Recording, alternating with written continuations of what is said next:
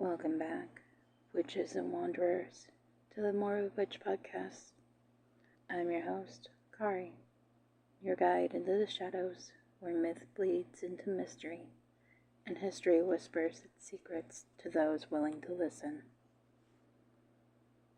Tonight, we journey far into the ancient world of the Rigveda, into a time when gods were not only rulers of thunder and fire, but keepers of something far more delicate: bonds of kinship, oaths of marriage, and the very threads that wove society together.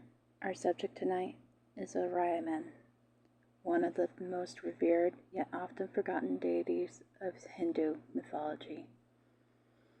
The guardian of friendship, the god of hospitality, and the unseen presence in every oath swarmed by fire.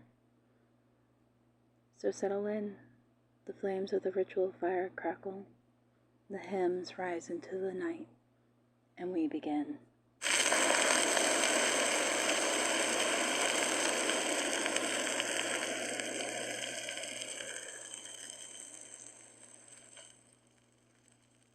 In the oldest hymns of the Rigveda, Aryaman is invoked alongside the great deities Mitra and Varuna, while Indra thundered in battle, and Agni devoured offerings in flame.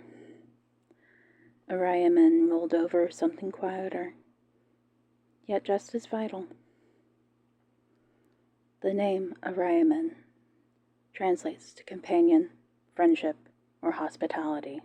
He embodies the sacred laws of social order, the way strangers are welcomed as guests, the way allies are bound by oaths, the way a marriage unites two families under divine witness.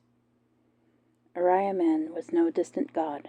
He was invoked in everyday moments, at the hearth, during weddings, and even when travelers set out on dangerous journeys. He was a god who watched not only over human bonds, but cosmic ones as well. Some Vedic hymns even call the Milky Way Aryaman's path, a road of stars stretching across the heavens, guiding souls and travelers alike. Aryaman's place in the Vedic pantheon made him part of the deities, a group of solar deities who embodied truth, law, and moral order. And while Varuna ruled cosmic law and Mitra guarded agreements, Aryaman was their bridge, ensuring harmony between people and upholding the sacred duty of kinship. One of Aryaman's most important roles was his connection to marriage rituals.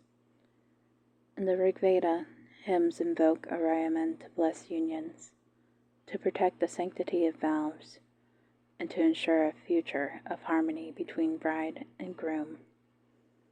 The fire of the wedding altar was his witness, and he was the one who gave divine sanction to promises of love and loyalty. But Aryaman was also the protector of travelers. When someone set off into the wilderness, a land filled with dangers, bandits, and spirits, Aryaman's name was called upon for safe passage. His guardianship stretched across borders, making hospitality itself a sacred act. To offer food and shelter to a stranger was to honor Aryaman. There are also hints of Aryaman's role in the afterlife. Some texts link him to the Pitars, the ancestors, who dwell in the heavens. As such, Aryaman was invoked during funerary rites, standing as a mediator between the living and the dead. Think about it.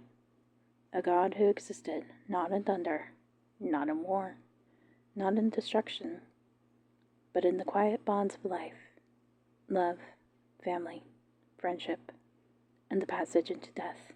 A god who saw the unseen threads that connected us all.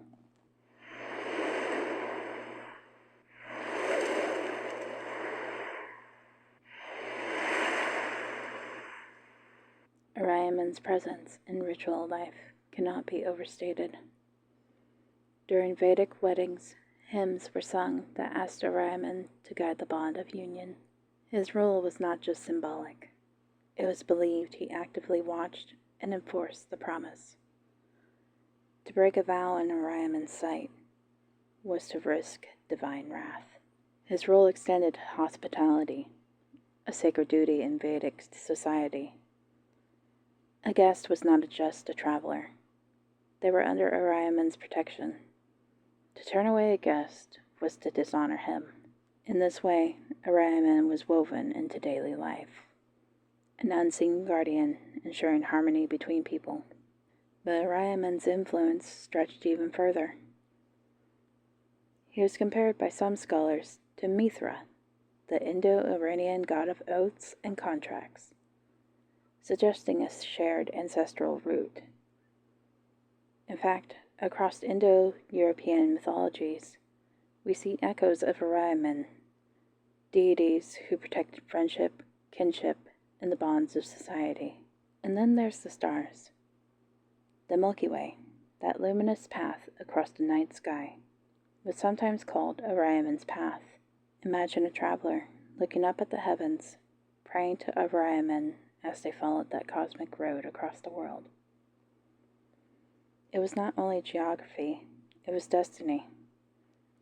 Aryaman's road connected the living to the dead, the earth to the heavens, and strangers to kin.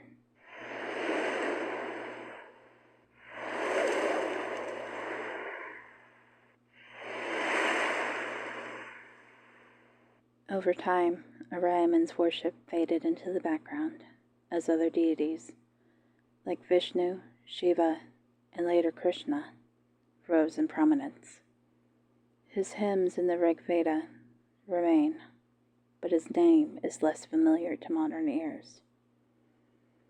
And yet, Aryaman's spirit endures. Every time a marriage is sanctified, every time hospitality is offered, every time bonds of friendship are treated as sacred, Aryaman is there, a forgotten god whose influence never truly vanished.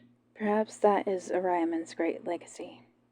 Not thunder, not fire, not war, but connection. He is the God who reminds us that the unseen bonds between people are just as powerful and just as divine as the forces of storm and flame. And maybe, when you look up at the Milky Way on a dark night, you'll remember the path of Aryaman, stretching above us, guiding souls, weaving us all together in threads of light. This has been episode 11 of the Morbid Witch Podcast. Thank you for walking Aryaman's path with me tonight and remembering a God who kept the bonds of friendship, hospitality, and love sacred. If you'd like to continue exploring myths, mysteries, and the haunted corners of history, make sure to follow me on TikTok, YouTube, and Instagram, where the stories never stop and the shadows are always waiting. Until next time, stay strange, stay spooky, and remember, the shadows are always watching.